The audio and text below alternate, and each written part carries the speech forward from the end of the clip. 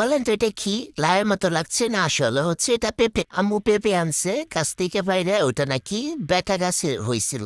যাই হোক আমি জানতাম বেটা গাছে কখনো ফল হয় না, এখন পেঁপে নাকি বেটা গাছে হয় এটা আমি মানে করা হয়তো দেখতাম, কিন্তু পেঁপে যে এত বড় হয় পাকে সেটা আমি জানতাম না, দেখি নাই কখন। আম্মু বলতেছে এই পেঁপে নাকি অনেক মজা, কাটলাম, কাইটে ভালো করে ধুয়ে ছিলে নিলাম পরিষ্কার করে, তারপর ভিতরের বিচিগুলো আমি একটা একটা করে ভালো করে নিয়ে নিছি।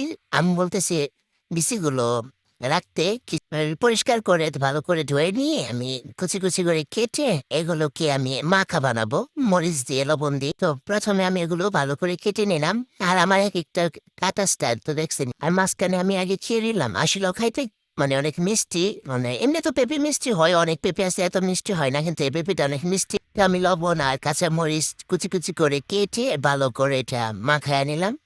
আর এটার কালারটা কিন্তু একদম জোস, অনেক সুন্দর একটা কালার, আর বাহিরে বাতাস আসছে, আর একদম বাহিরের সামনে বসে মানে পেঁপে খাওয়ার মজা আলাদা। একলা একলা বসে খাইছি, আর আম্মুরে কতক্ষণ দিচ্ছে, আম্মু হতেছে তুই খা। তো কেমন হয়েছে সবাই একটু বলবেন।